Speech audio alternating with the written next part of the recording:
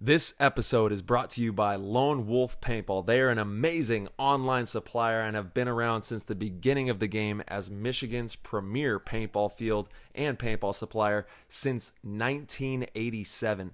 They are rapidly expanding into the online retail space and supplying everything you need to be the best paintball player you can be. They have got it all. Head over to lonewolfpaintball.com and shop all of your favorite brands. And they also boast amazing customer service and will have this out to you with same-day shipping, which is amazing. It's always nice to know that your stuff is on its way immediately so you can start to use it that very next weekend of play.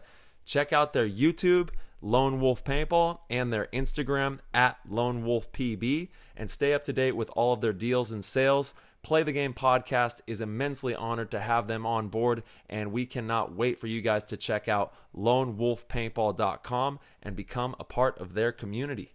This episode of PTG is brought to you by HK Army. HK is an industry leader in high-quality paintball gear, accessories, and lifestyle apparel that was founded in 2007. And we have a tremendous opportunity for you all to be geared up on every level with HK Army custom team gear.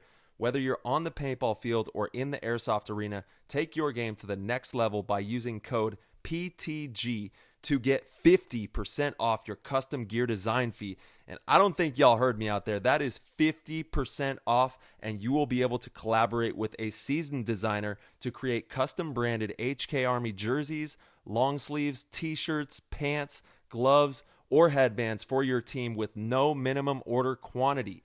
Head on over to hkarmy.com/custom and use code PTG for 50% off on your team's custom gear design fee right now. Let's go. Thank you, HK Army, for everything you do in paintball, in airsoft, and in so many people's lives. We love you. Go check them out.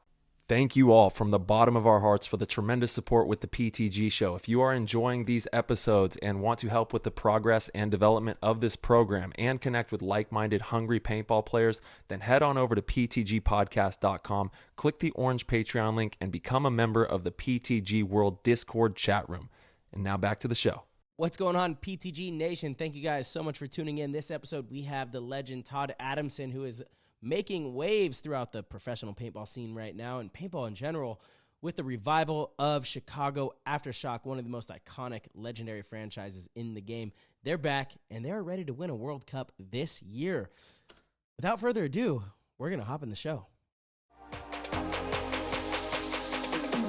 That was an insane inside move by Marcelo Margot. Great communication. And the crowd starts chanting Harmon. Great shot by all the guys. So Tyler Harmon saved that game. He came out with 2 wins. Marcelo Margot was on fire.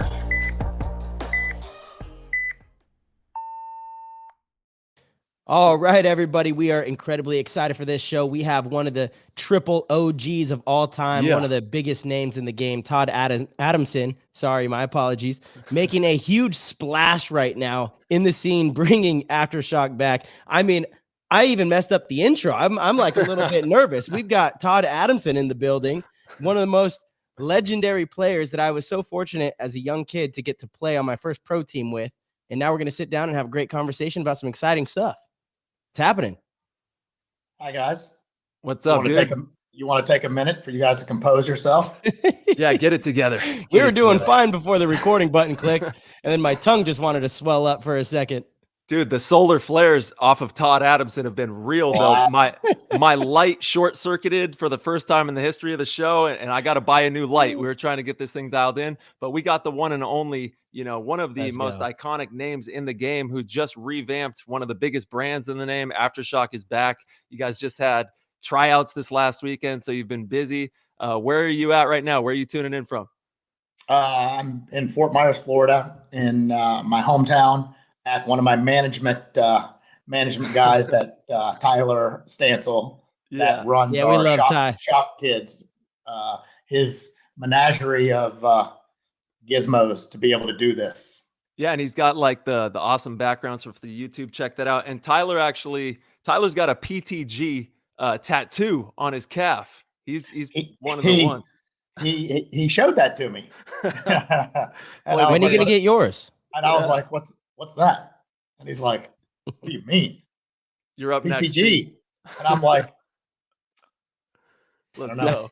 I'm not sure what that is. Tyler, Marcelo. I said, what they had to do with no it? clue. Play the game. And I'm like, Come okay, on. You're so into paintball. I love it. I love it. Dude, he's the man. He is the man. And you're lucky to have him as part of the squad and the camp, because that's really what it takes to win at any level. You got to have a good camp, and he's one of the best camp members you could have. You got to surround yourself with people that are in it to make it work. That's it, man. That's absolutely right. Yeah, it's all about the team. You know, you can have the best players in the world. It's all got to mesh together, and everybody's got to flow, and that's how the championships are made. And you guys have also chose to go with dye as well. I see you're rocking the dye hat, so shout out to the sponsors and everything. We got the California Bear shirt on. We're ready to rock and roll, baby. Shock is back. Yeah, that's right. Yeah, absolutely. Shock is back. And, you know, before we went live, we were talking off air of how incredible all of the media has been surrounding what you guys have been building. Was that all part of the plan from the very beginning, or has media kind of gravitated towards you guys because people are naturally excited about it? No, it's you know, it's the wave of the future, right? What we're doing here right now, you know, getting the story out, right, and being able to document the story. And and there's a way that we wanted to revitalize what we're doing. You know, the way we're doing it. We're going to document it. We're gonna put it together, and you know, at the end, somebody's got to tell the story. So I love that. Yeah. So there's a plan.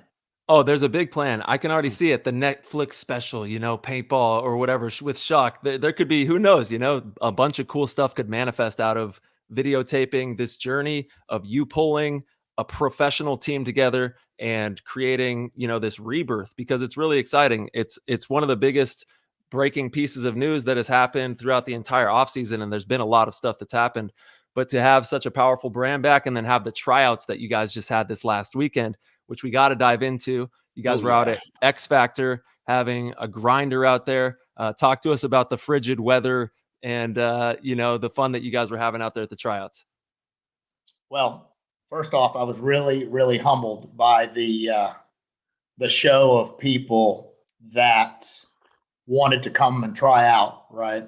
You know, it was a big deal to me. There was, you know, tons of existing pro players and some high caliber other players that hadn't had their shot yet, and it was really, really special because it was brutal, right? So obviously the weather, you know, basically we put them through SEAL training.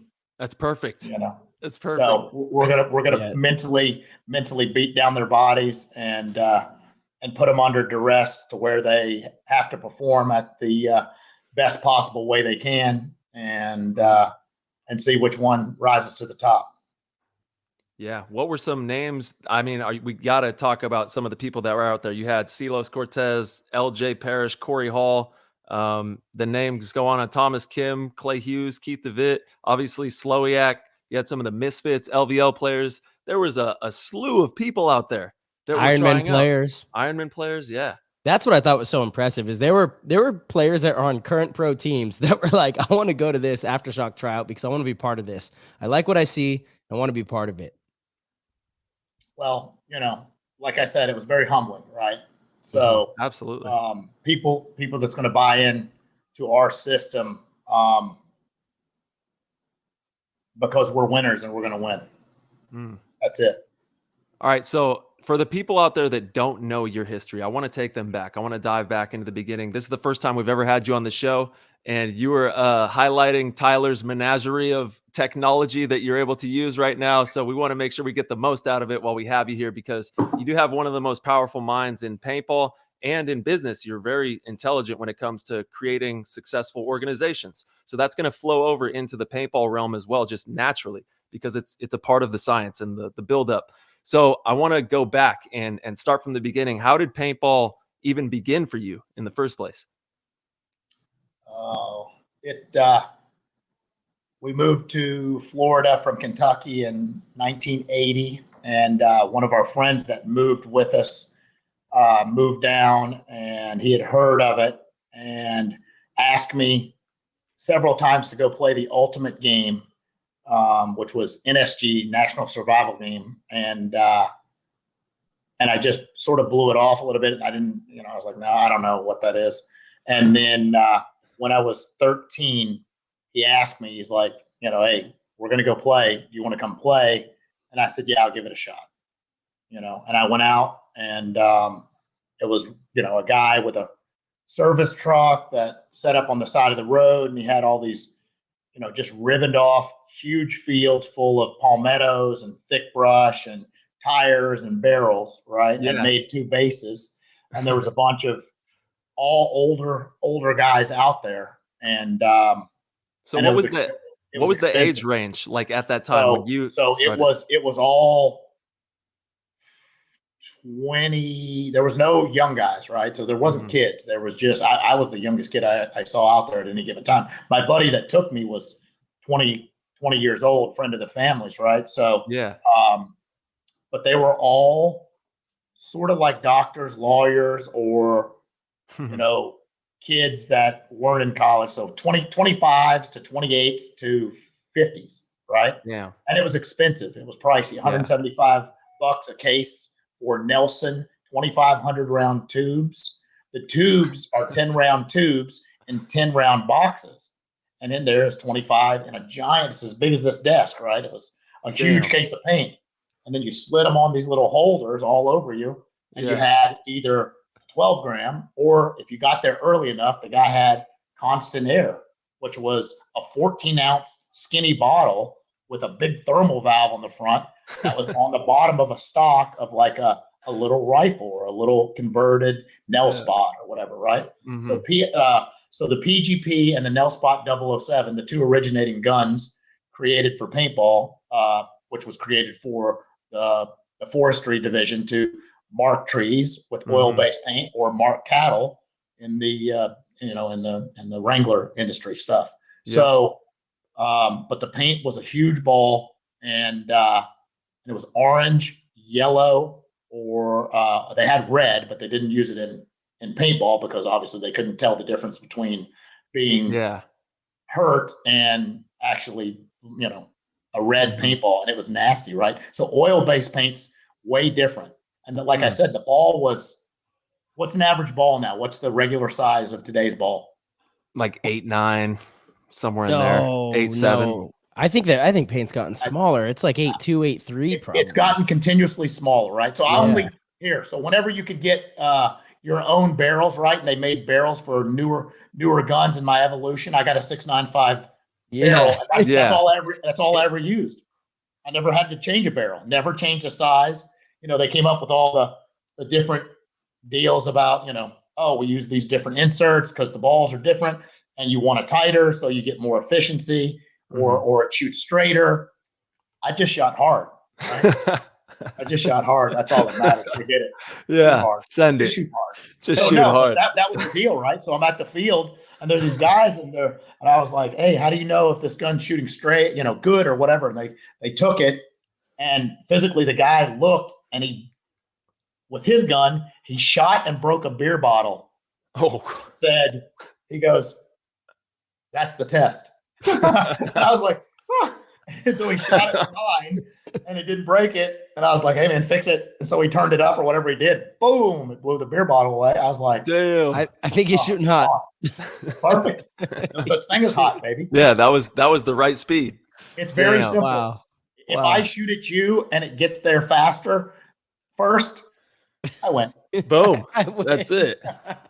You know what I mean? And back in the day, it was just different. It was just different. Yeah. It was different. No bottom goggles on most things, right? So we played with just, it was the end of October, November, or September of '86 when I went and played that first game. Damn, dude, that's crazy. And hooked ever since. Of course. What was it? I mean, we all have been. Yeah, what was it about the game that hooked you? Can you kind of pinpoint a moment you had that day that was like, this is what I want to do? It was so my buddy that brought us, we got divided up, and I was I said, all right, I'll figure this out. I know how to do this. I don't have to shoot nobody. I'm sneaky. I'll crawl and go through these palmettos and do all this. So literally I crawled and people were all around me, near me, never saw me, never messed with me. And I went right through all the way to the base. And these are like 30-minute games. Yeah. Like 30 on 30, 20 on 20, 15 on 15, whatever it is, right? And they're huge. They're like beyond a football field long and wide of stuff you can't see, you know, some a little bit open and then you can't see. Typical Florida stuff, right? Real woods. So I crawled all the way there and I see it, right? There's the ribbon between this rope between two trees and this big red flag hanging in the middle. I was like, you know, I've been creeping the whole time. I see it, just waiting. I hear some stuff going on. I was like, oh, that's my time. And I run up and I grab it. And as I grab it, my buddy that brought me was hiding in the palmettos right beside the tree, laying there, covered in like pine needles and everything. Just a barrel of this gun shooting God knows how hard. And sitting there charged up that entire time. And just, you know, it's got to be 3 foot and just nukes me right in the ribs. I fell over like a slump whale. I was so pissed. Damn. I was so pissed. I was hooked. And it's your buddy, of all people. Yeah, after all that. Me, right? No, he rode me, right? Walked out, rode me the whole way. And I'm like, okay, keep talking. Yeah. So after that, I was hooked. There's nothing, you know. That's incredible. You know, I wasn't athletic in high school, but I always worked out. You know, I tried to keep a workout lifestyle, but I was heavy, right? So I was bigger all my life. I wasn't, you know, as I tell everybody, you know, that's seen me, that doesn't see me from time to time, that literally I'm 51 now and I get better with age, right? So dude, you're insanely in shape. You know what I mean? Like you're ready to go. You're ready to go. That's all attributed to my wife and our and her wanting for us to be healthy and you know. Well, you have the best, take care of people and the best family. You know, you're surrounded, like you said, by great people. Your wife, your daughter, the team, the legacy that you've built in paintball is tremendous. And that's why I think it's so special that you, of all people, have revitalized this brand in this way. It wouldn't be the same if somebody else had done it. The fact that that Todd is at the helm, you know, and that you're leading the charge with Aftershock is a really special thing. So we tip our hats to you on all the hard work that you're putting into it, you know, because it's not easy, man. To run a pro team is not an easy chore. No, I appreciate that. You know what I mean? And you know, I've been, you know, that team. So I was immediately hooked. I walk out in the parking lot and then all these other guys had all the same tiger stripe camo on with patches and all kinds of cool shit. And they had all these sort of like you would do with football on helmets with stickers of what they've done, maybe touchdowns or whatever the deal is. These guys had F and H's like down their arms. And I was like, what are these people doing? What's their deal? And they had all the good equipment. Their stuff was dialed in. And I'm like, what is their deal? And they're like, well, we're a pro team. We're the Florida Annihilators. And I'm like, what do you mean pro team? Yeah. What do you mean? Well, where do you, what pro, what? Where do you go? What do you do? Well, we travel. We're a traveling paintball team. It's 15 on 15. And we travel the country and we play in tournaments. I'm like, damn. Oh, what? And I was like, so what's these deals? And they're like, well, this is, you get an F if you get the flag and you get an H if you hang it. So they were little square black. It was so slick. Damn. And I was like, and then I would look and the younger, faster of that group had most of those deals, right? And I was like, I get this kid. I get it. What I want to do. I see how this is working. So that's what did it right there. I immediately came back next weekend, grinding, playing, learning. We had, you know, immediately went home, went to the Army Navy store, said, hey, what's up? Where are these, you sell paintball stuff? I was like, yeah. And that guy had a competing team there were two local based Southwest Florida teams, and that was called Dorsai. And it was a little different, but it was a good, healthy competition. Those guys had a little less advantage than the other guys, but but they had, so we had equipment, and I looked into the equipment. I want this. I want, we didn't do a lot of Bushmaster nail spot derivative guns on our coast. The Miami Terminators and the Florida Bushmasters all had those nail spot based derivative guns. YNSI Bushmasters, all the team had green or all the team had blue anodized. Blew my mind. And that was the first time I ever traveled to play and practice. And I saw those guys. I was like, hey, they don't have the same stuff we're using. What are those spaceships, right? Let me see that. And they were nasty. So the Miami Terminators, that name is that's a hitter name. And then you would play. So you started playing locally. Obviously, you got hooked. And then which team did you join that kind of got you into that next level? And then you were talking about the equipment as well. What was the standard equipment, and what equipment like hooked your eye that you were like, okay, I want to shoot that gun? So it was PMI. It was like a PGP KP rifle derivative called a McMurray and Son Annihilator. So in California, there was Airsmiths that would take paintball stuff that were stock standard from some Benjamin Sheridan or some Crossman or some manufacturer. They would take it and then they would soup it up, right? They would clean it and dial it in and do all this extra mods to it that would make it function so much better than out of the box, right? So like hot rodding, they were a hot rod shop for that gun.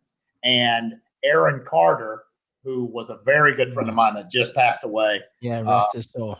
Yeah, for sure. There's nothing like that guy, Aaron Carter. He was the best, nicest guy on the planet. And so he made Carter Comp, which were Nelson derivative G-Ride. I mean, they're works of art, right? Yeah. So Wes Wong, good friend of his, he has, Dave had different, they all had guns from Aaron that were literally a machine gun that's hand built. Damn. And it would take, a week to build, maybe longer to build this one paintball gun. And they were expensive for the time, but worth every penny because of their function and how clean and crisp and good they were. How much was one of those? I can't even remember at this day. You know what I mean? But they were pricey, right? So back then they would have been, maybe $1,000, right? And that's unheard of who's going to buy a paintball gun for $1,000, right? Our McMurray and Son Annihilators were maybe $750 to $1,000 as well, because they were the same custom hot rodded up deals. And in the 80s, man, $1,000, it's a pretty penny for a paintball gun. for a paintball gun, when you're buying paint that's in tubes for $175 a rack.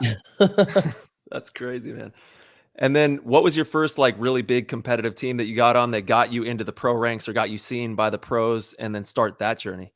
Well, there wasn't any differentiation. It was only pros, right? So everybody then that was traveling to Jim Lively's series, the YNSI Masters and all those Music City Open and all those events were they were pros.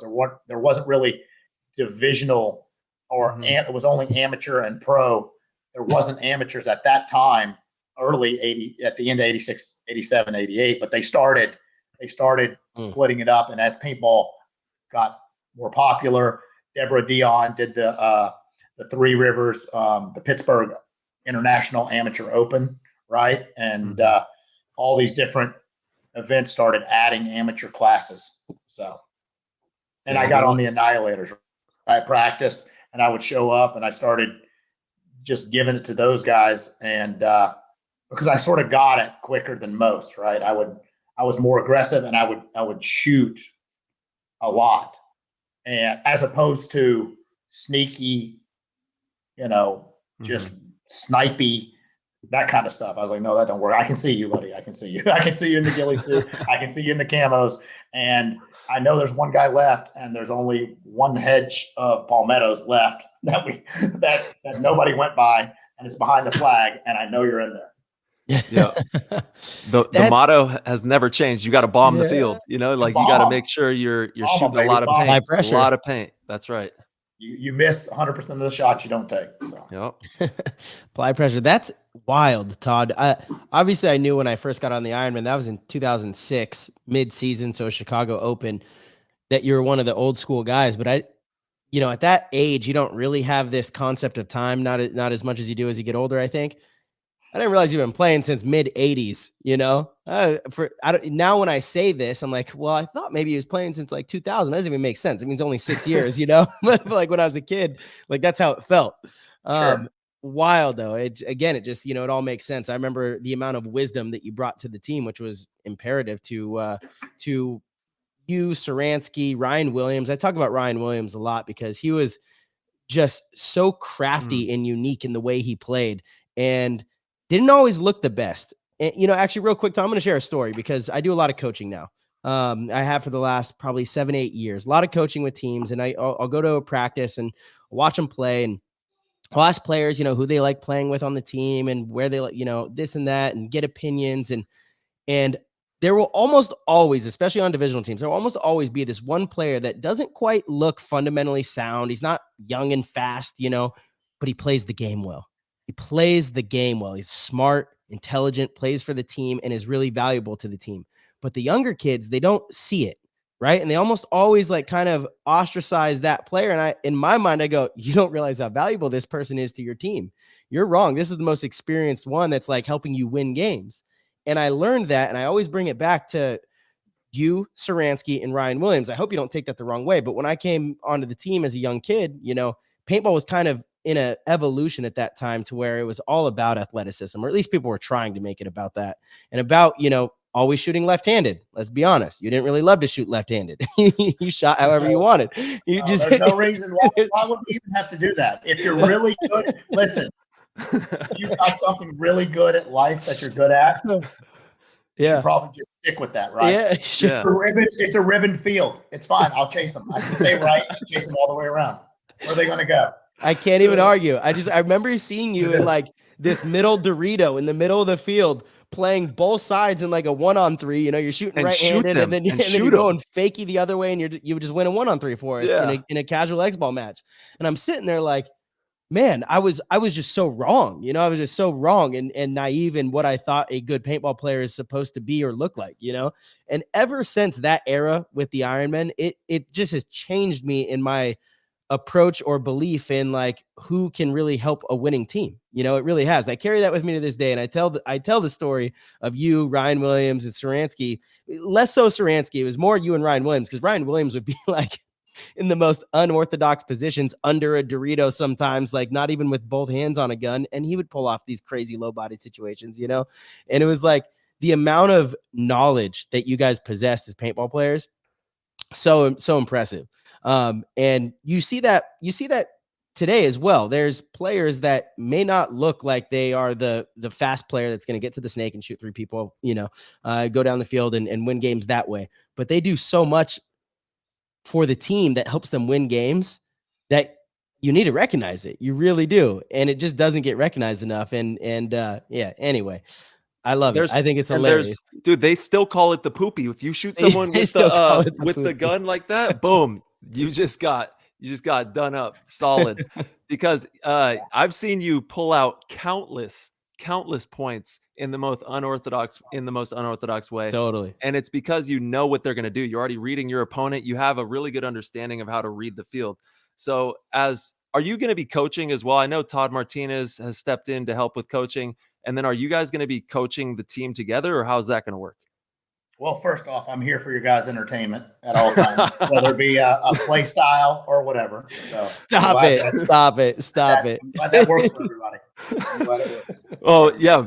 I guess Marcelo's touring the country talking about how aggro you were at shooting people, in any style. I honestly, I hope it comes off as endearing, because it should, Todd. Honestly, it's like I have carried that with me my entire career, because I just remember feeling so strongly one way and then being just so proven wrong and realizing that this game's about knowledge. It's about intelligence. It's about understanding how to play. Paintball IQ is what wins tournaments. It really is. Fundamentals, okay, you got to have them. You got to be able to shoot somebody. You got to be accurate.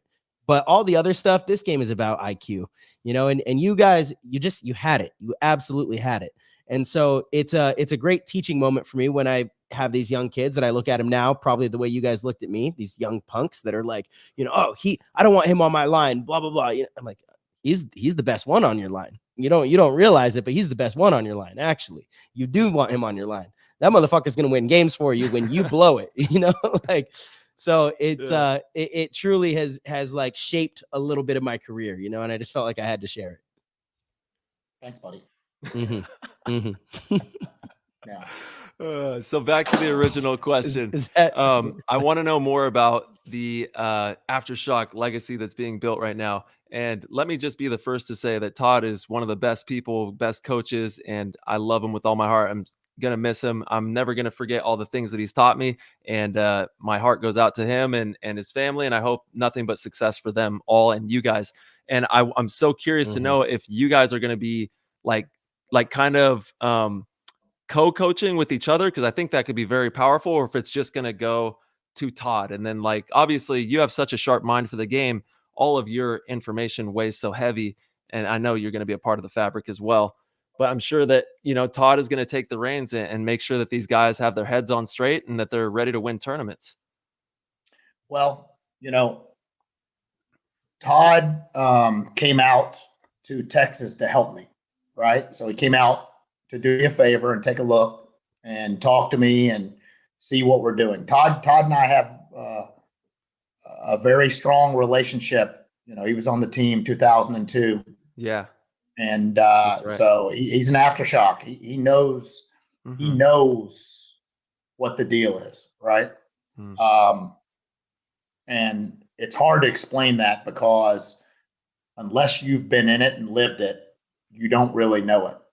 You can get it, oh yeah, I get the team deal and this, that, and the other, and brotherhood a little bit, this, that, and the other. No, this is sort of a next level stuff when you get with as Marcelo would say, a diverse group of individuals that all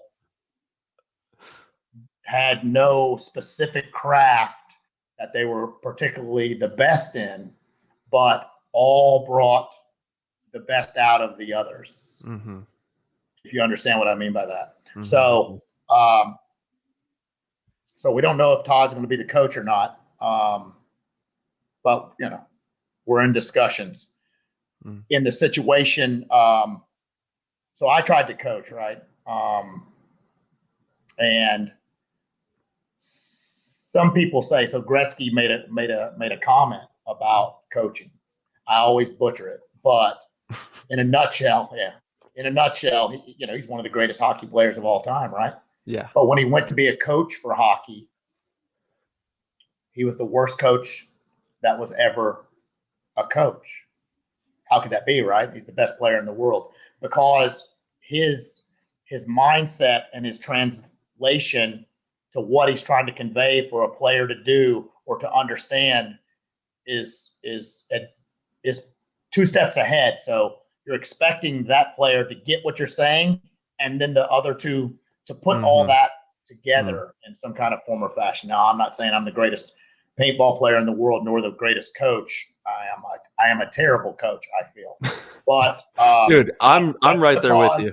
That's because I believe that it's lost in translation, and people, when I convey things to people, they get it to a certain extent, but not the full picture. And this organization, the Aftershock, or it's actually a Tammy and Todd Adamson organization that we've put together, because my wife has the Femme Fatales, a competing women's pro team. And with what I'm doing with Aftershock, the Aftershock European squad, the Shock Kids deal that we're building, and it's a real deal,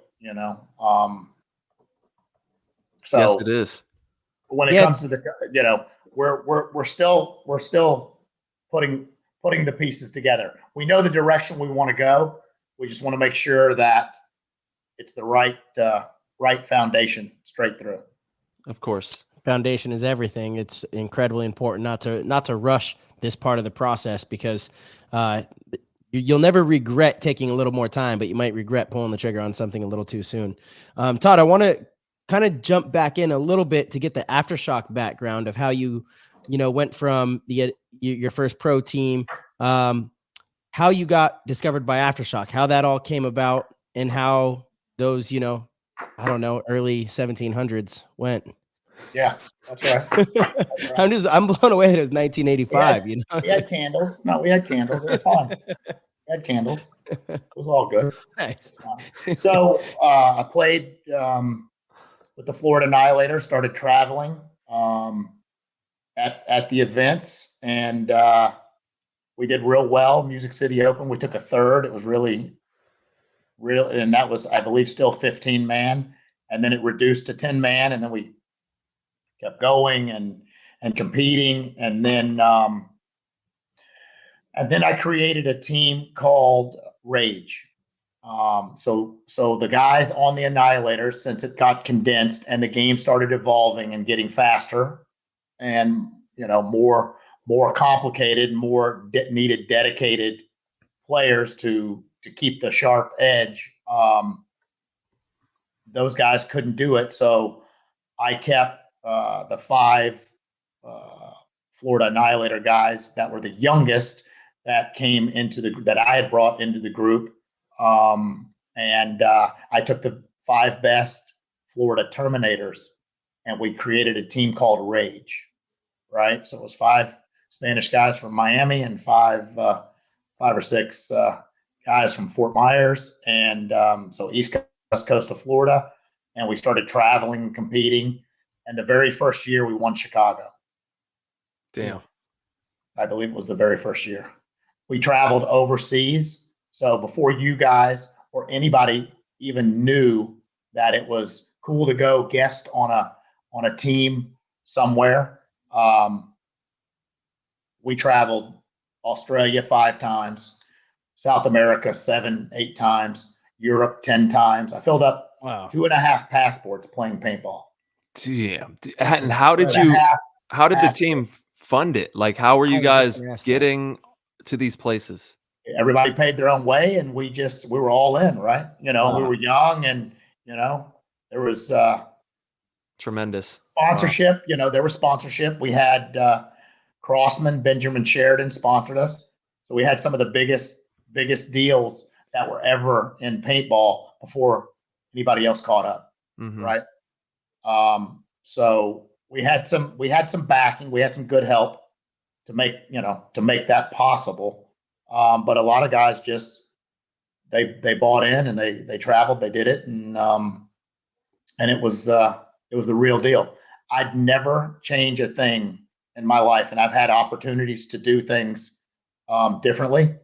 I could, that were not available to other people. I could have went to the military, to the Air Force Academy. I had letters. You got to have a letter from somebody high up, a governor, senator, whatever, and I had those.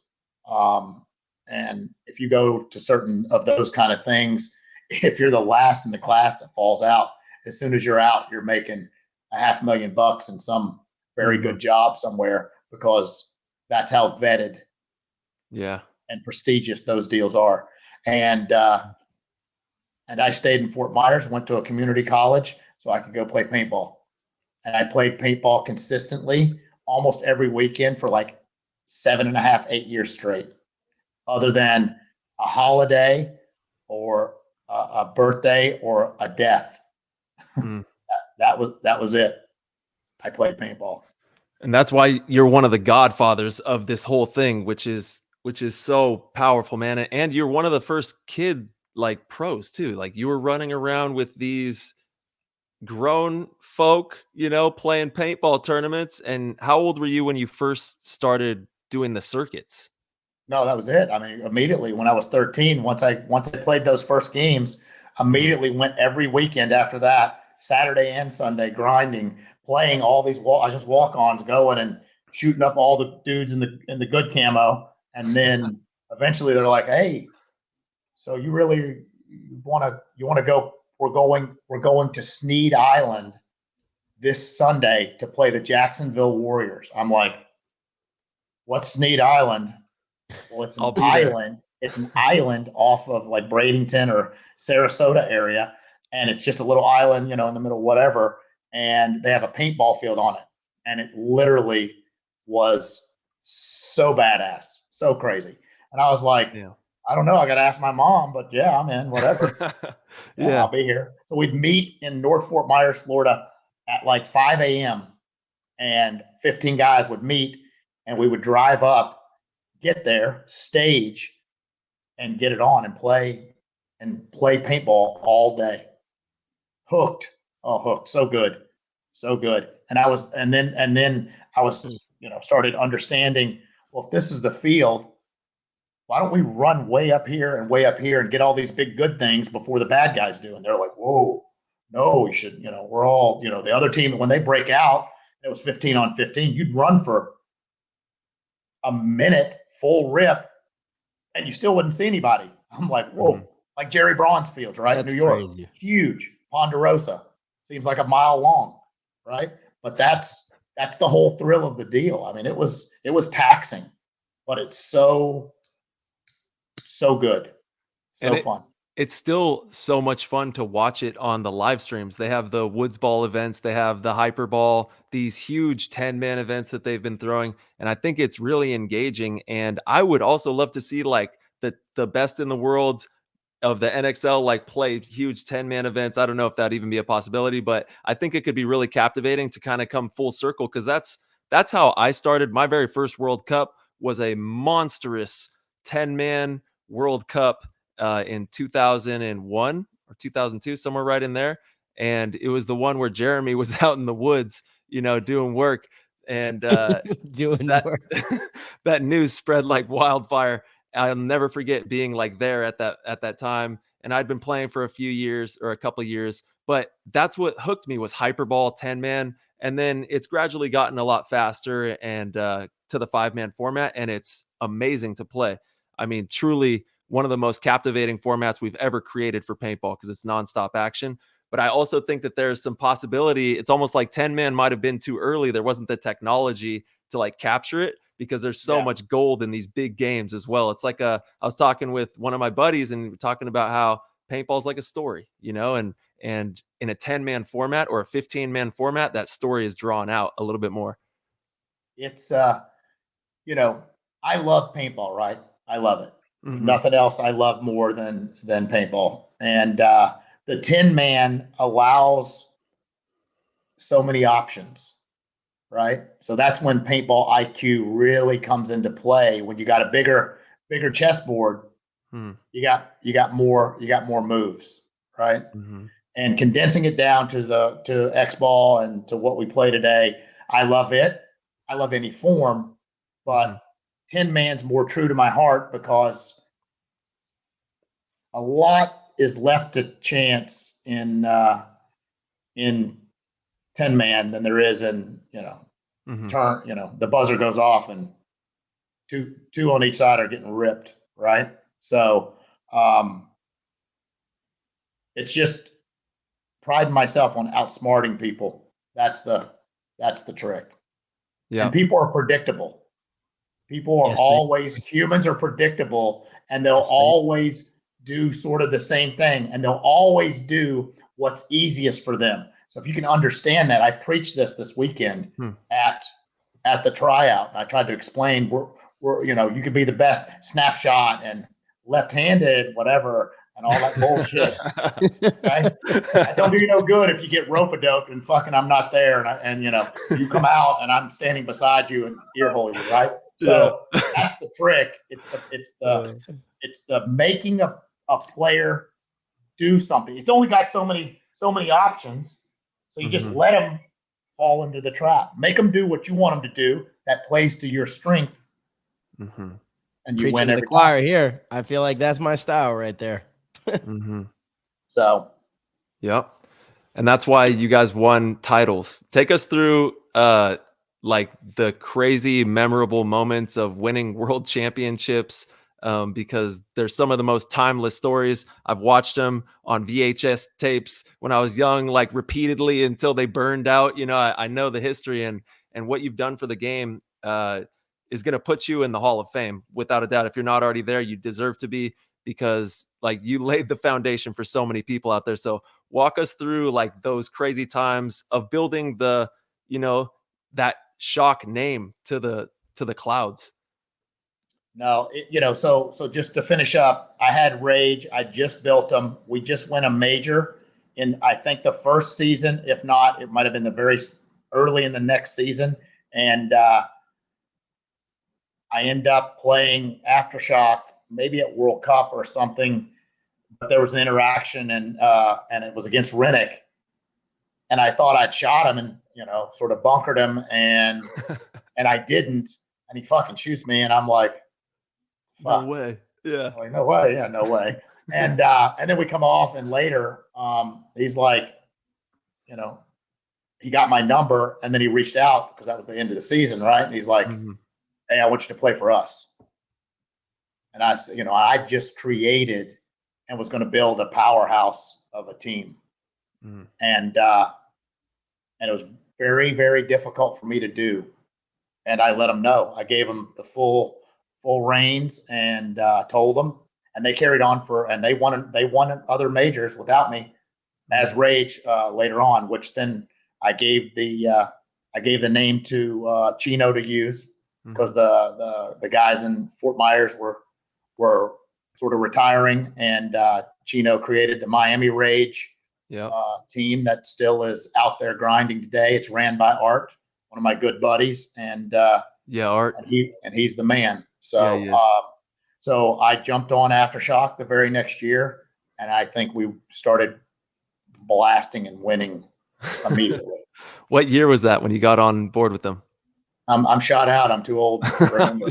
So you'll have to check the slides. The slides for something like that, as Marcelo would say. No cameras. Yeah, shit. Was it like 97? Yeah, it's got to be around there. there. Yeah, got to be. Dang, man. Nice. 90, I don't know. Yeah, I'll never forget, man. The old videos that I can still hear the music, the video reels. It was like Trauma Head, baby. Trauma Head Sports. So nostalgic. Yeah. Jeff and Danny Manning, my boys. They're the best. Legends. They lived it. That's why they had passion. So that's why those, that resonated with players. They couldn't get enough. Yeah, it fueled them. It made their passion even more. Like they see how passionate the players are. They're even more passionate, hitting the road, going and capturing everything. They want to be there to see it all. Yeah. Dude, crawling and balling, Trauma Head Sports. They were down goes another one. Yeah. Taking the walk. Oh, dude, speaking of taking the walk, I battled it out against you in Denver when I was a kid. That's a bad idea. But we won, dude. We won. I'm sure that happened. Yeah, dude. I was just a little guy. Or what team was Todd on at that point? Yeah, the Ironman. He was on the Ironman.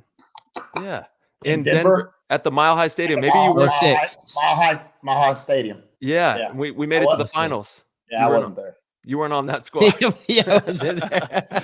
Yeah, because Oakland, you would have had a rough day. That's Todd has that mentality, man. That winner's mentality, that winter mentality, that cold mentality. You know what I mean? Like he's coming with the heat and the cold at every moment. So, man, if there's anything else that you want to share, I guess, in regards to the squad, the future of Aftershock and what you guys are looking to build, I'd love to start digging into that and talking about, everything that you've been working on, because I know your heart is so big for this game and your visions are even bigger. So I'm sure that there's big plans for Shock. There is. So this organization, we're not looking to be a one-trick pony. We're going to do something that I took a little hiatus off from paintball, and we're going to build something that's for them. So much like our San Diego compadres there, we're going to build a team and an organization to where we want the players that buy in and are vested in us, believe in us. We believe in them. We're going to build this franchise stronger than anything paintball's seen ever. Whether it's got to do with it's self-funded, You get this talk about, oh, this player and these guys get this much and this guy gets this much and all these things, right? I like that. I think it's novelty, but it's not what is right. What's right is playing on an organization or a team to win, to give it all in and not ask for anything. There's a difference.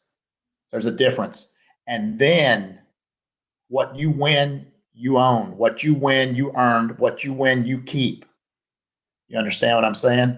So I'm helping to solidify corporate sponsors, everything's bigger. What I'm going to do is bigger. It's going to help you two. It's going to help everybody in paintball. And that's what it deserves. That's what I feel it deserves.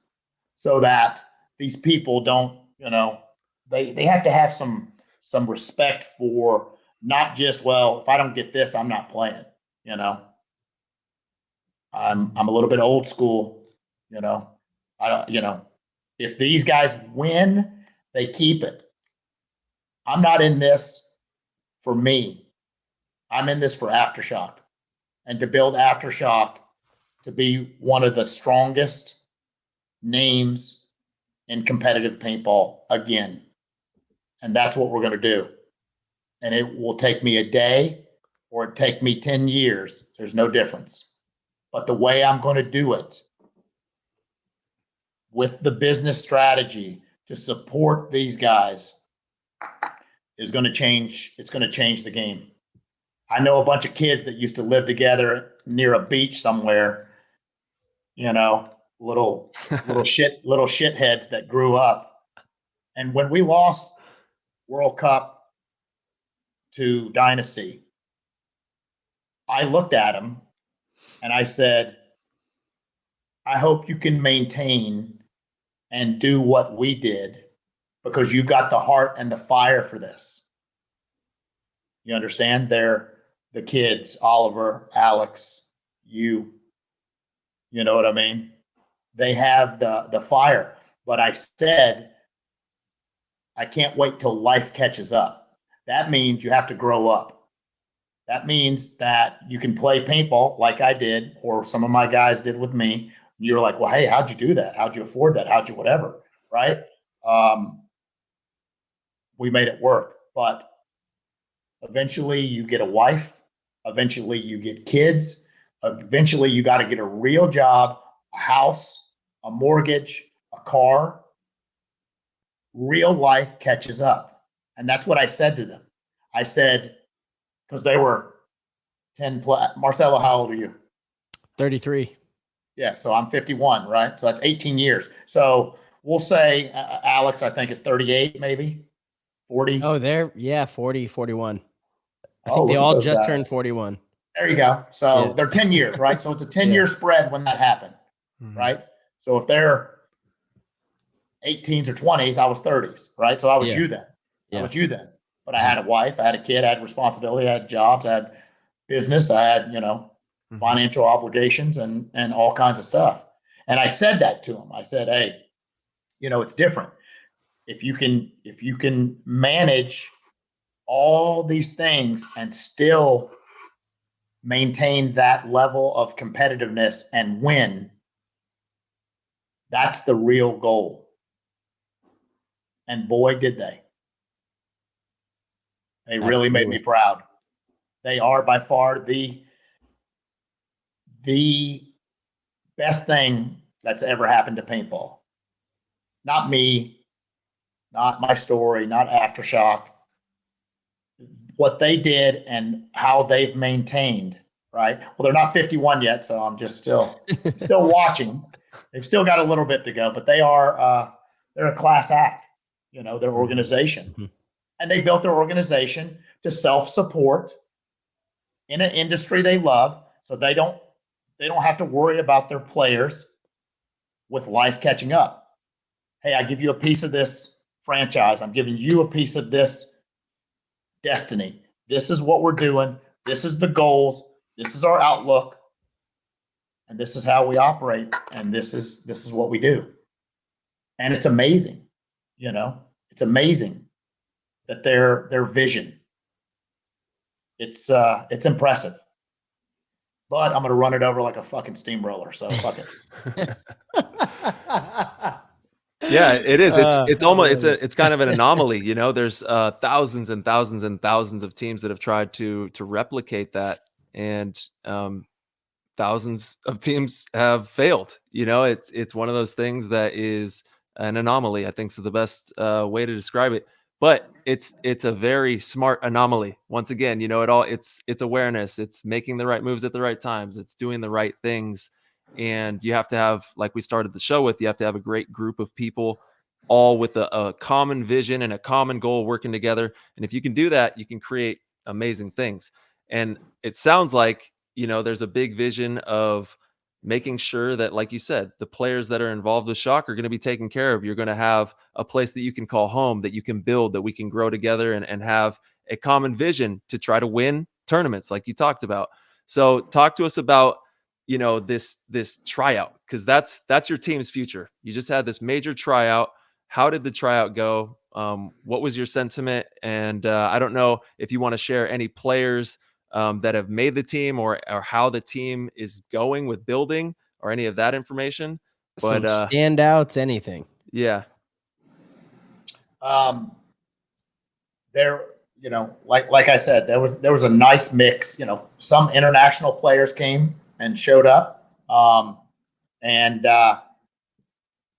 also, if you want to drop the roster just right now on the show, we would love that too. I say we hit that.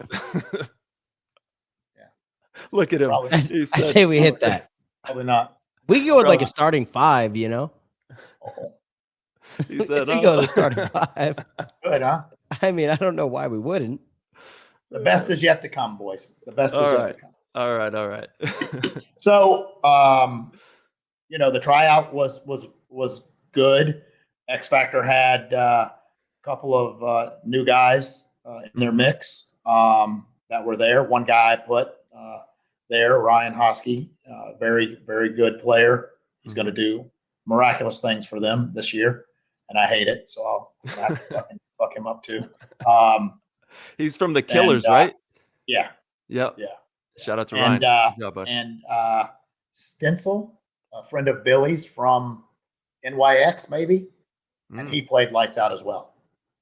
For them on their tryout. And in regards to our tryout, we had quite a few people stand out.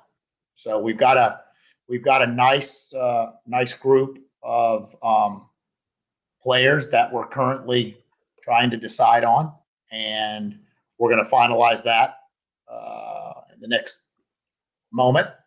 And the European team was picked there as well, and I think that actually is going to be one of my best plays of all time. So how so? Yeah. Well, the people that I've picked for that are and getting put into the European class of deal is going to be really, really strong. Really strong. I think they'll be very, very competitive right out the rip. And, there's 3 tournaments, and let's get in the top 4. I don't want them to set the world on fire. No reason to win all 3. That'd be rude. That'd be, greedy. I just want to get to World Cup. I want that team in World Cup on Sunday. And then I'll have 2 teams in World Cup on Sunday. How you guys like that? Not too much. Double up. One can win. Not too much. Double your chances, Dad. Well, if I take first and second, I'll just chop the pot. There we go. You mean only one can win? I believe there would be like some That issues with potential again. game fixing. Well, yeah. You hadn't had that in a minute. Bring back the whole I'm bringing back the entire card. The OG. Yeah, The OG. Yeah. The OG has spoken. So many trips left. And that's right, baby. And going to Europe is going to be such a great learning experience for them too, to be out there, building that camaraderie. That's going to be special. Yeah. Yeah. Amazing, Can you man. talk about who made the European team or what your plans are there as far as a roster? Yeah, probably not right now, Oh, goodness. but in a little bit. In a little bit. The Darth Okay. Sith Lord, just keeping everything close to the chest, not sharing anything. We'll get there. Nice. We'll get there. Nice. We'll get there. Are there Yeah. plans to use the European team as a kind of a feeder team to the U.S. pro team? I mean, there has to be, right? Like if a player has a standout season, then you could assume they have a good chance to play on the U.S. pro team the following year, right? Oh no, 100%, right? Yeah. So we'll spar with those guys, right? So I bought I've purchased a house in an undisclosed location, and we've created a full X-ball field in basically like a bat cave area, and that's where both of the lines, along with the kids, will be traveling to and staying to do their training before the events. It's like the old Ironman house we had. No, this one actually has water. Yo, Did that one not have water? I don't remember that one not having water. I just remember 100 acres and a paintball No, field. it was good. That was good. That one was good. Yeah, that one was yeah. good. That was known as a ranch house. It was a ranch. It was Yeah. very good. It The was very Bat good. Cave. You said the I mean, Bat just think Cave. about that. Think about that a second, Marcelo. Yeah. Think what you got to do and go do something like that at somebody that loves paintball so much that they physically, just like Tyler's house here, right? He's got two young kids that are playing paintball, and Tyler's played paintball. Tyler and his brother Chad walked in to my paintball store here in Fort Myers in like 1994, 95. Walked in, their mom brought them there, and they were the same age as his kids, and they started playing paintball. And now they love it so much that they have two kids that are diehards into the sport, and has your tattoo. Your guys' tattoo on your back. So Yeah, that's extremely in there. That's not the first paintball guy that I know that's had tattoos of team names or this or that's on themselves. Well, the Stancil kids are going to be really good in the future, and they're really good right now. I mean, right this very second, they are very good. I'm just telling you, watch out for them. So the Shop Kids organization, they will. I'm manifesting them in my head. They'll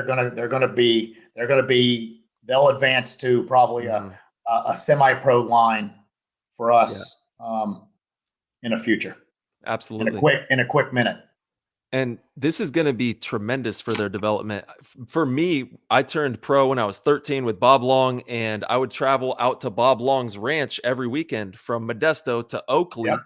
And I would be out there every weekend at the ranch, just training, building my gun, working on stuff, thinking about paintball, just all in. So to have the opportunity for these youngsters to be able to do that is going to 10x their development in the next couple of years. They're going to become tremendously better. It's going to be incredible. And speaking of Bobby is one of my dearest buddies. Every time a hurricane comes near Florida, he calls me. He literally calls me. So I wanted Bobby to come to World Cup. Yeah. And I wanted to fly. I wanted to get him and say, hey, you and Phyllis, come to World Cup.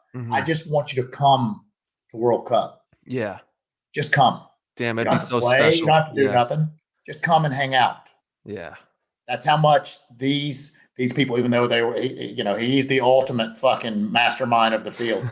He is nasty as they get. And and I want to see them. I want to see those people that meant so much to me in this sport and were so influential in this sport. But not Adam and Billy. You guys stay in fucking Pennsylvania. I don't want you to come to World Cup.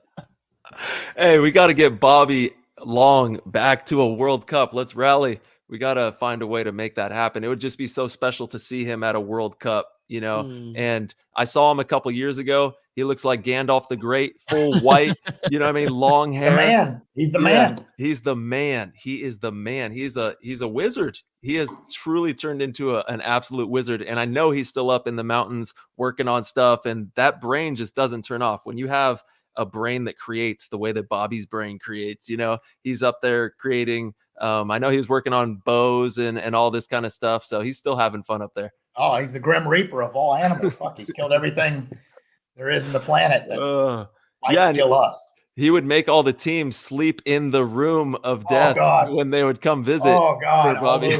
Full bear, giant grizzly bear, 20-foot tall. Hey, Bobby, can we put a sheet over that? What are we doing? I got nightmares.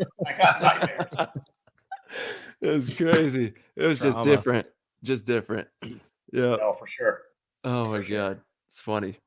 All right. Well, we have a bunch of people. You've set the internet on fire. I'm not sure if you're aware of this or not, but the internet has just done a complete backflip over the Aftershock birthing. So there's a ton of people in the Discord who have some questions. They want to give their thanks for everything that you're doing. So I guess we'll start diving into some of these questions here because there's a few. We don't want you to be here all night, even though I know you're a busy man. You got a lot going on with the fam. But March, we even got Nick in here. Shout out to Nick. Let's go, Nick. Yeah, Nick Sloviak. Yeah. Yeah, you know, I still have a question. He's my handler. The handler? Nice. The handler's watching closely. Yeah. Nice. Nick's the man, you know, what a great individual. Hopefully he makes the team. He's been in the Discord. Everyone's asking him, did you make the team? And he's like, we'll see. I don't know. But I do want to ask Todd, like, what you think this once you go through the selection process, maybe you guys already have, let everybody know, all right, here's the squad, here's our roster. What are your steps to going into Vegas and winning first place, right? Because it's obviously a high feat. And you had some big names come out. You have a lot of talent, but as you know, it's not that easy just to show up and win the first tournament of the season as a new squad. So what are your plans? What are the steps necessary, you think, to get to a podium or, you know, even a Sunday? Well, once we finalize the team, we're going to put them on a regimen pretty quick, right? So we're a short amount of time. People love the hype of me getting a pro spot, you know, love the hype of bringing back Aftershock. Well, what are you going to do? You know, you bought a pro spot. You've got a good core of level guys. You've got, you know, how are you going to put this together in such a short amount of time and be able to perform, right?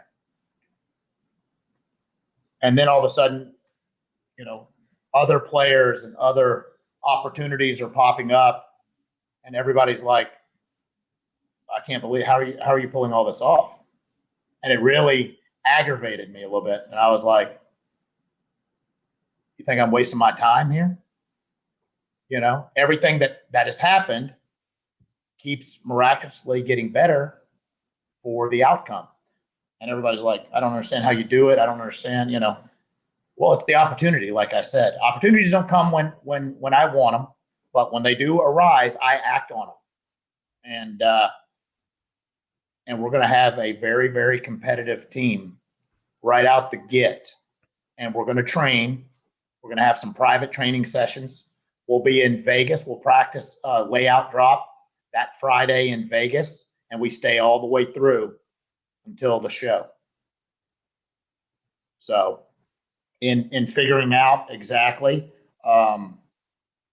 our coach is the driver, and I'm the support staff. Here's what I need. The coach tells me, I go acquire it. That's it. No matter what. That's what we're doing. And that's the game plan. And we will be in Vegas, and we will love to prove the doubters wrong. I love all the goofy memes and goofy crap. I love it. Please keep fueling my fire. I thought you weren't on social media. I'm not, but that's what I get from all these other people. Those are my handlers. Hey, look at this. Check this out. You're not going to believe this. Great. Yeah. It's funny. You made a T-shirt that says Todd Sucks. Why would you do that? She's like, it's on the internet. Look at this. I'm like, oh, I love those guys. I love those people. Dude, so Todd's going to be the coach. Mr. Martinez. Not confirmed. You know, confirmed. we're still working. All but confirmed. Okay. All right. Well, he Not helped, confirmed. He showed up and helped us out, you know, so we're in discussions. It's an elite pickup. Mm-hmm. It's an elite pickup. Todd squad. And it's Todd full squad. circle because he's one of the original Aftershock members as well. You know, some of the most It's iconic photos in the history of paintball are of Todd wearing an Aftershock jersey, you know, so it's just so full circle. It's wild. It's tremendous. And, you know, you guys have, like I said in the beginning, such a beautiful family and a group of people working together on this project. So it's going to be fun for the world to watch this all develop. And I know, like you said, there's things that you can't even talk about that you're cooking up and helping to develop that are going to help paintball in such a major way. So to see the rollout and have such hype and anticipation is a lot of fun for the paintball community. And all thanks to you, man. Look at you. Boom. 100%. Now, Todd, you guys definitely, at least from what I'm hearing, the players that it's on the internet, people are hearing players like A-Rod, Thomas Kim, Corey Hall, kind of that 2020 Ironman team that won the Las Vegas Open, had a dynamite showing. That's been rumored on the internet. Not sure if it's true. Not even going to ask you, but say the talent levels around there, right? You've seen it the last couple seasons. Having a talented roster in of itself does not get wins. So I guess that was kind of where my question was guided, right? Like what does Aftershock plan to do a little differently, you know, that maybe these other teams didn't do, and that's why their teams with these insanely talented high budget rosters that should have won didn't even make some Sundays. In no disrespect to anybody of how people do things, right? Totally. They haven't won. Right? They haven't won. They don't know what it's like to win, right? When a person wins, it allows them to sit back and go, fuck, I just did it. I won.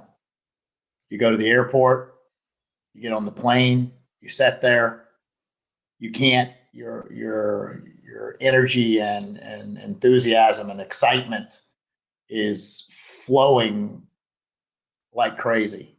And it changes a person. And now they know what it takes to win. Okay. You just can't put it together. You can't pay for it. You can't really steal it. You got to really dial it in. And that's going to be the difference with a good core of players that are skilled at their craft and coordinated enough with the right coach/driver, and a support staff that's bar none. It will happen. It's coming. That's what it takes to win. In this day and age, I go back and I look at, well, why didn't those guys win? Why didn't this work? Why does this work? Why is there only 3 or 4 teams at the top continuously? Is that it? 8 billion people in the world and fucking 4 pro teams have one level, which I made a third place 1 or 2 or 3 years ago, that most teams of the top 20 never even broke into. Mm-hmm. It's such a hard deal just to crack Sunday in these events. Think about that. So what makes that, where are we getting that kind of, you know, consistency for the 4 or 5, and the other 15 just can't put it together, you know? What do you think it is? Well, I know what it is. Experience, pedigree. I think you kind of already said it. But it's the difference between winning and losing. That's it. Once you do it, and those teams have like a saturated core of people that have won in the sport. Think about it. You go and you make it to the finals. You make it to the big show. You get in front of that stage, and the butterflies. Think about everything from the first time you ever won something or do something that's different or outside your comfort zone, and all the things that sort of fuck with you a little bit, that make you not fluid and not whatever. Second guess your moves, second guess yourself. Oh, I don't want to fuck up. Oh, these people are watching me. It's like this deal. I've never done one of these deals. I hate this little game. Rather talk to you guys face to face. But I'm an I overcome and adapt. Right? Yeah. What is that? What is that? What is it?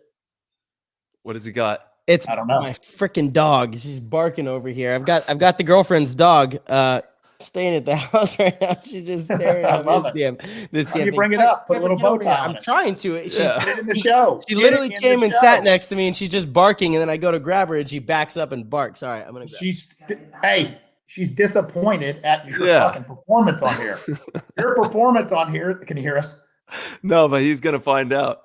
Yeah, your performance. It's telling you that your performance is shit, and dial it in. Look at that thing. I love it. Give me that sweater. Oh, she's so cute. She's the best. Look at that. I love this dog, dude. Honestly, this dog makes me so happy. I think it's awesome. Yeah. No, but that's what it is, right? So that's what it takes. That's what it takes to try to fix this deal. And you're dealing with a bunch of different, you got a roster of 7, 8 is nice. Some have 10. I think that's a little deep. And you got to get all those people on that Sunday to get to the finals. And then, hey, wake up. This is the first game of the tournament. Not the last. You can't look at it that way. Get to it. Every game is the last game of the tournament. Everyone from the beginning to end. Every time you do something, whether you flip a coin, do Rochambeau with Oliver, or fucking take the garbage out, you do it the best and you do it to win.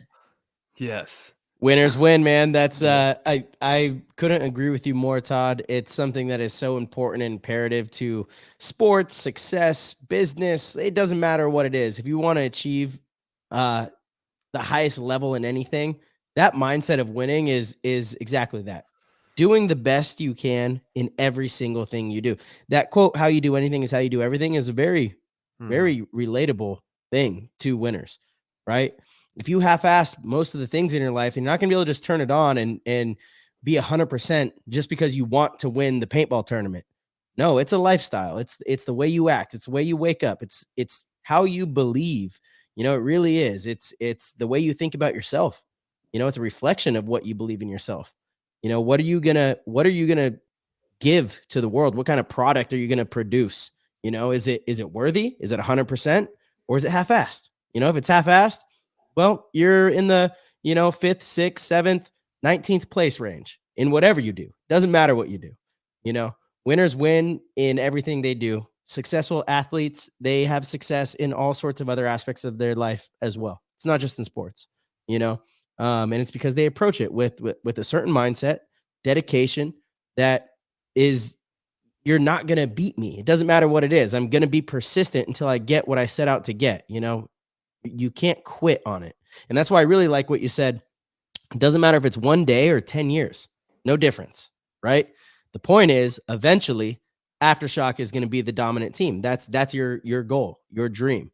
And sitting here as a competitor, I'm like, before the show started, it's funny. I was talking to Todd about Ty. I was telling him about how this show has kind of shifted the way we approach things, because on the show, we kind of take the competitor's hat off, right? And we're just fans of the game, and I'm sitting here as a fan of the game saying, damn, Aftershock is about to go on a run. I don't know when it's going to happen, but they're going to go on a run. If this is legit, if this is serious, if everything Todd is saying right now is, and if Todd, I think what he says is pretty true to word. Aftershock's going to go on a run at some point here, and so for a fan of paintball and maybe a legendary organization like Aftershock, that's exciting stuff. As a competitor, I sit back here and I'm like, well, hold on. Hold on a second. I think we all have a lot to say about that too, but we'll see. But again, from a fan perspective, it's really, really impressive what you have going on. And it seems like the camp is in the right direction just from the very beginning. That foundation, that's the foundation. You're the foundation, and the foundation there is solid. You're the foundation. And I think that is why I believe here as a fan, and maybe a little bit as a competitor that eventually Shock is going to go on a run. But it's not easy. As you know, it's not easy. You know, these same teams have been at the top for a long time. It's certainly not easy, but it's definitely not impossible. Easy, everybody would do it. 100%. Everybody do Absolutely. it. And I feel that when people maintain a dominance for so long, they come a little bit of complacency, even though they think they don't, and they'll put in the work, and then just maybe not put in that extra little work that they used to do for that hunger. But now they're just trying to survive and maintain that dominance. And there's a difference. Oh, there's a huge difference. That's why it's easier to win your first event than it is to win your second, I think. Always has been, you know. There's something about that hunger of never winning. It's a little bit of extra fuel in the tank. And as an athlete, it's your job. If you ever are fortunate enough to win at the highest level, it is your job. It's your duty to find new ways to motivate yourself every single time. Otherwise, I think once you get to the point to where you no longer find those motivations, that is time to retire. You know, that like I've thought about when is it that I'm going to retire? Because actually I'm still kind of young. I'm 33, but this is my 19th pro season. And I'm like, that's a long career. I was talking to Thomas Taylor about it this weekend out in Florida. You know, this is 24th pro season, I think, 23rd pro season. And he's, you know, getting to that point. He's much older than I am, but season-wise, near the same. And to me, that's my answer. Once I get to the point to where I don't desire doing all of the extra things required to be the best and compete at the highest level, that's when it's time to hang it up.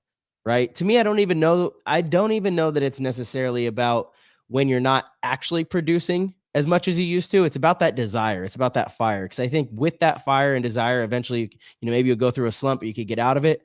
But it's that desire. Once that desire fades, that's when it's time. Oh, that's it, right? 100%. If you don't have that fire, you're wasting your time. Yeah. And then, just for the listeners' sake, I think it was 2011. When was the last time Shock has won a world championship tournament? Was it 2011 for 7-man, possibly? Yeah. Vegas. Yep. Yeah. Yeah. And I'm pretty sure Ronnie was on the squad. Sloviak, Dizon. Ronnie's on the squad. Ronnie's trying out tomorrow. He's actually flying into the That's a good one. Hey, easy, buddy. Don't get bitter. That's a good one. That's a good one. I was wondering why it wasn't there. I thought he was going to be there. Damn, Ron Don.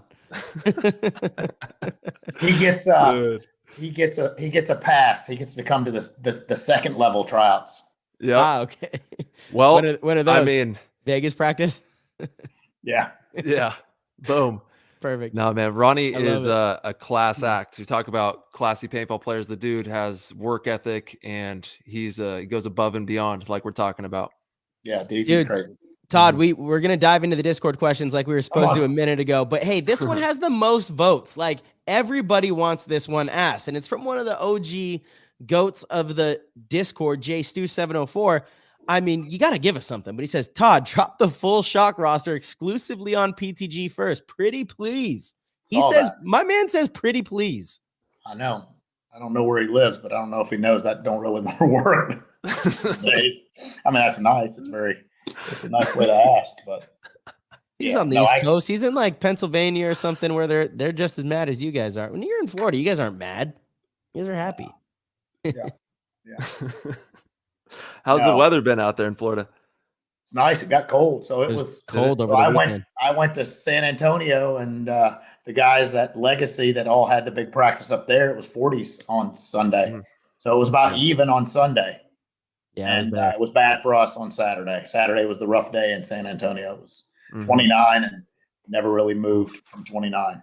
Yeah, it was chill. I saw y'all out there I had my owner's box up top for the view, and again, like my management staff ran everything, and it was phenomenal. Management staff. My man's is speaking like this is the Lakers. Right. I love it. So, Todd, can you get, come on again? It's the most loved question in the Discord. Can you give us one person about what that made the roster? Just one. What question? he said drop the full shock roster exclusively on PTG. And then he also said pretty please. That's for the show airing next week. Oh, you're going to come back on? Well, I mean, if he wants to know the roster. Okay. Hold on. So we could get the exclusive release? Is that what we're saying here? What's that mean? Exclusive. Oh, come on, big dog. You're a businessman.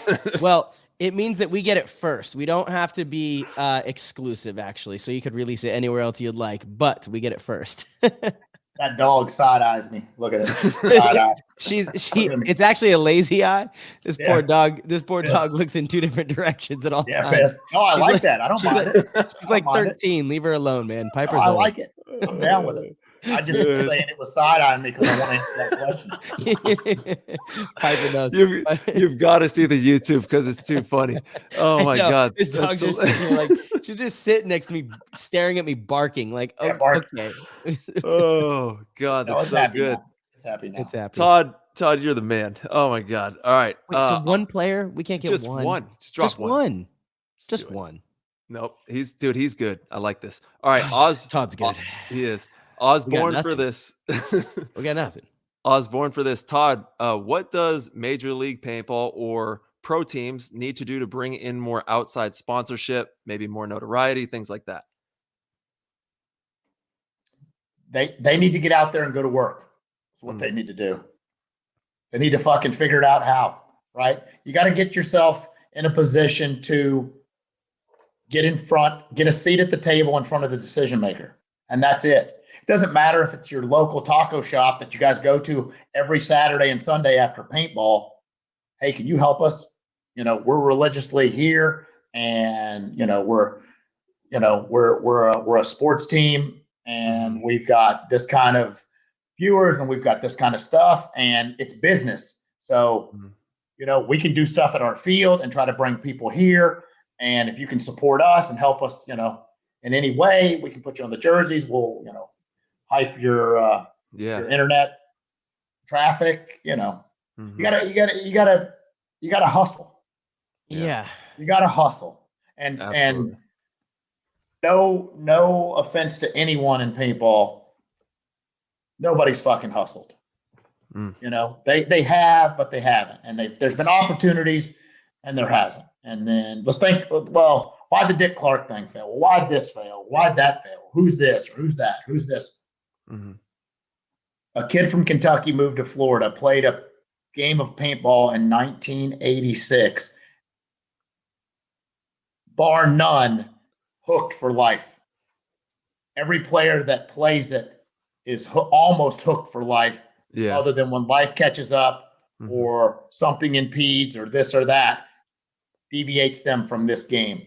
It builds the people you meet, the team bonding, these players and these people, anybody can play this, right? Anybody can play golf, they say. There's, again, in 2002, I believe we won World Cup. I weighed 232 pounds at 5'9". That's the year Tucker was born. So I think that's right. Because when Tucker was born in February 1st of 2002, I was 230, the heaviest I ever weighed in my life. But I got down like nobody's business because I'm a good shot. I kill somebody on the break. I manage to quarterback the team. I find the fucking weakness. I analyze, see where the run through is, and I waddle through and fucking shoot them. I've seen it with my own two eyes many times. Nothing, and people always thought that, me shooting from the hip was, some kind of extra tactic and this, that, and the other. But no, I was fucking gun's so heavy, I put it down here. I fucking just learned to shoot good down here. There, I gave away the fucking secret. That's the big enough juice for you guys. There you go. That's the real deal. That's the one right there. You guys might get 10 million fucking views tonight from that. Yeah, everyone's tuning in to hear about the roster, and we're hearing that the gun's too heavy for you. Shooting. How did the hip shooting come about? Dude, the hip shooting was deadly, though. It was deadly. Ryan hip shoots quite a bit now. I bet you could build. I bet you could build the. Yeah, it's heavy. It's heavy. It's heavy. It's heavy. Ryan's old. He's got to be 1,000. Look at him. He's so tan. So tan, like a raisin. So tan. Gold. So tan. The gold. He is the gold. March, man. I'll bet you could build the roster. I bet you if you spit out the names, you would. Yeah, you could I have a call good it. idea, but I'm not Yeah. going to do that. I'm not going to do that. Oh, but you actually know, so that's the problem. Well, no, I don't actually know. I definitely don't actually know. Oh, yeah, I definitely don't know either. I just know what people are saying online, this and that. I might have like a few pieces, but no, I respect Todd. If he doesn't want to, then we wait. That's right. Then we wait. I like We've got more Discord questions. We got Tim, Todd. Why did you choose the DSR platform as your team's signature gun, as opposed to like the M3 Plus? The DSR is nice. I'm not gonna lie. The Aftershock bazooka wasn't finalized yet, so it's almost ready, and the DSR pluses are legit. Yeah. So the M3 Plus is the cherry G ride, but well, it's good to have. You got to have everything. You got to have everything out there. Like especially when you have a sponsored company taking care of so many teams, having different platforms out there is good for the brand. Absolutely. Yeah. There was some thought that went into that, and you can catch basically that decision and interview is actually dropping at 10 p.m. tonight on Dye's social media, dyepaintball.com, or GI Sports or Hormesis or any of those type of things. There we go. Yeah, and young Stevie said he has good taste. That's why. Shout out to young Stevie. Let's go, bud. All right, Rounder wants to know, Todd, being a Dye team and all, were you shocked to see current Ironman rostered players show up for the tryouts? No, I wasn't surprised at all to see the array of very qualified players show up to try to jump on this express elevator to the top. I love it. What a fucking answer. All right, we got Joe Barrett. Shout out to Joe. Thanks for being in the Discord. My question to Todd, and I was going to ask him in person, but maybe a while. So he's wondering, we see you have hired Todd, and that's questionable. You have a certain coaching style, which seems to be very much about constant aggression. Todd has a different style from what he's seen. Will you each have a different role? And I guess that's something that is still up in the air in regards to coaching. I mean, the coach is going to coach, and I'm not going to armchair quarterback, right? I'm an owner. I provide. I have my own personal opinion. Joe knows, because Joe played with me here in Florida in a 10-man event with Paxson, and we fucking put it to people. And Joe, you got to go over there, buddy. Run up there. Over there? Yeah. Paxson, tell them to go over there. Yeah, go over there. Aren't they going there? Well, they might be there. So if they're there, then get them. Fall on them or shoot them. Run into them. So no, Joe. I love Joe Barrett. He's good. But no, I will. The coach that we're going to choose is going to get the full keys. That's the reason he's the coach. Absolutely. Love that. Has to be that way. It really does. It's even if both ideas and both ways of coaching are correct, when there's too many voices, it doesn't resonate well. Having one leader is very important in there. Yeah. Where was this one that I had? All right, Tim Dildarian. Todd, since you have teams now playing in Europe and USA, how do you feel about limited paint format in the EU? Do you think this is something the US format should adopt in the future? Marcelo, you could attest to that best. So I never, when I played in Europe, it wasn't the four tube deal. And I think that it is a miraculous. I think their concept and their idea of it is badass. So, you're just not camping. You gotta get in the mix, and trust me, I carried, 13 tubes all my life, right? 15 tubes all my life. And with 4, I'm gonna get in the fight totally immediately, because I don't want to fucking be left back there with 1 tube and 2 or 3 little fucking dive bombers coming to get me. No, we here at PTG we both love the 4 pods. I feel like it doesn't change the game a whole lot in the sense of like you don't run out of paint. You just get to that point in the game faster where you got to make something happen. It just speeds the whole process up. I love it. Yeah, I love it. I agree. Or as Joe Barrett said, my style of play or planning is always aggressive, and it is. You know. What if you had to shoot two? Hashtag GI Sports. We attack right away. We don't burn too much paint. We won or lost very quickly. Nice. I love it. All right. I got the Dorfster.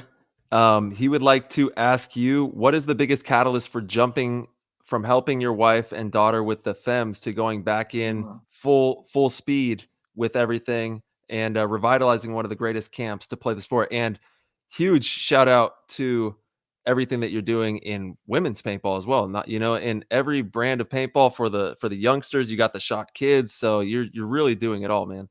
Yeah, I believe we're one of the only ownerships that's got the full set of keys. Yeah. Damn, that's wild. So that's a big deal, right? But no, to answer this question is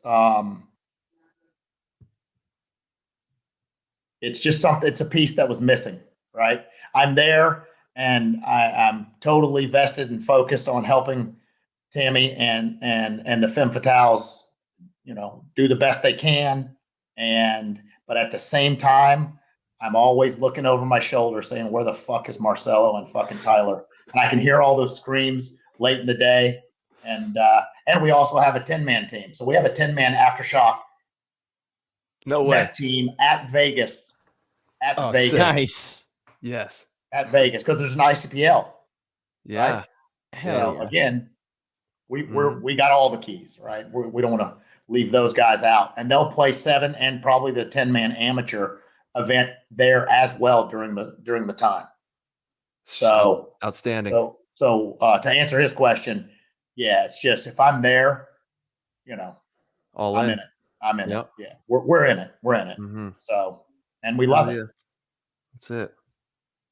I mean, if you two were here right now, I would take you out back at Tyler's field outside his house right now, and we would play in the dark, and you guys would probably never even hit me. Dude, let's go. Damn, he's got his own field. I know. I'm so envious of that. It's crazy. Yeah, Tyler's hooked up. Yeah, man. The lady and I are looking at places, and there's a few houses that we're looking at that have like a decent sized backyard, and I'm like, oh my God, I could put a bunker out there with one target. Like, please. It's like all I want. It's all I want. Oh my goodness. I literally come in. It's time to eat. Yeah. I'm eating. Yeah. It's funny. I mean, when we're getting ready for events, I'll drive an hour up to ASG just to literally practice for 45 minutes, do some drills, come back, and I'll do it again the next day. Just like shoot a case, get certain drills in, come back, process it, and my goodness, if you could just have that in your backyard, incredible. Absolutely incredible. Yeah. Okay, this one is from Clint Riddle, and we kind of touched on it, but this makes it really concise, and I appreciate the thoughtfulness in the question. We're all happy to see Aftershock back in the league. Thank you for that. But I would be remiss if I didn't mention my wariness that Aftershock return might be temporary. Are there any plans in place to sustain the club? How will your iteration of Aftershock differ from previous? So Aftershock, we're a Chicago-based. Our home field is Badlands. Mm-hmm. Rennick Miller owns the name. I own the pro team. We're partners in this, and we are building an organization, as I've explained, that's going to be something different. We're going to build something that is here for the long haul. Point blank. Yeah, I was going to give you some more juice, but then that was just good enough. I dropped the microphone. No, we need some juice. We need some juice because you keep saying like different. What does that mean? Different than what? I mean, because Dynasty has already done the self-funded route. Build everything from within, and then there's other teams that have like a Bart or a Randy that are willing to fund a team because their passion, and then you have factory teams like the Ironmen that are supported by a brand that it makes sense for them to promote their product. What does different mean? It's a hybrid. Of all those. All those. Yeah. Okay. All Yeah. right. Yeah. All right. Yeah. I guess that's a So little it's different. just going to be, just an organization that's self-funded, takes care of all its guys, and everybody is compensated, and their jobs, and it's business, and Yeah. Cool. on performance based to win. Mm-hmm. That's it. All right, we got Gainer. Like This is one of my last questions, and thank you to everybody, and thank you, Todd, for your time here tonight, brother. Todd, excited to see Aftershock back on the pro field. He's been seeing a lot of the Aftershock socials getting some good traction. Is that your plan to televise film the building of the team, practices to the pro field at NXL, and kind of debut that to the world in some type of story? Absolutely. But it's just not going to end Amazing. there. It's Yeah. going to lead all the way to World Cup, and when we win World Cup, Sheesh, that's dude. what it's going to do. Let's go. I can't wait to see this this production. I'm excited. I'm excited too. That sounds amazing. Yeah. That's Imagine incredible. revisiting this end of the season, Aftershock wins Cup, and we're just blaring the quote, "Everybody goes to World Cup to watch Aftershock pound people." And it's just true again. Oh, Jesus. Dude, there's something to it, man. Yeah, the confidence is infectious, and your players are certainly going to buy into that, which is really important. It truly is, because you have a winner's mentality, and you don't have to win to learn how to winner's mentality, but you got to be around winners. And that's what happened to me from a young age, being around people like Mike Hinman when I first got on Aftermath, being exposed to the Dynasty guys, and then joining Ironman with you guys. I was just around a ton of winners early on, and it changed the out course of my entire career. So, yeah, you don't have to win yourself to learn how to be a winner, but you need people around you that have done it, that know how to lead the way, that have the experience in it. And you've certainly got that. You and Todd both. The other Todd, the coach. the potential coach. Potential coach. Yeah. Nice. Well, Todd, thank you so much, man. Really, we truly appreciate you coming on, spending time with us. This has been an excellent episode. I know everybody's really excited to listen, and I guess we get the exclusive next week, whether it's with or without you actually being. If you don't want to come on again, you could give us the list, or if you do want to come on again, even better. Whatever you want. We will we will work around you, brother. Thanks, buddy. Dude, absolutely. He's dropping that. He's dropping that on Aftershock's Instagram tomorrow. Yeah. I love it. Yeah, T, thank you for everything that you're doing in the game, man. And much love to you and the family. You guys be safe and have a great time training and getting ready for Vegas. And we'll see y'all soon out in the desert. Oh, yeah. Can't wait. Sir. I know. Awesome. Sin City. Just get ready. City. Let's go.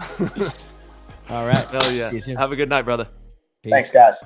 All right, everybody. Thank you guys so much for tuning in and listening. If you enjoyed the show, please head over to ptgpaintball.com. Click the orange Patreon link in the corner and support the show. We greatly appreciate it. We have tiers as low as $1.99 a month. That is nothing, guys. It'll give you access to the Discord, where you get access to the players chat and get to mingle with the entire PTG community. We have tons of different pros in there. Tyler and myself are very active, and it's an amazing way to support the show. We also have amazing other tiers. If you want to be one of the best, want to be a GOAT, sign up for the GOAT tier. It's the greatest way to support us. And each month we do a private live stream show, one-on-one kind of thing, to where it's just the GOATs, and Tyler, myself, will bring in some special guests every now and then, but you get to ask us questions in real time, live on the air, and you get lots of inside juicy news that we don't share on the show. So, as always, we will see you guys very soon.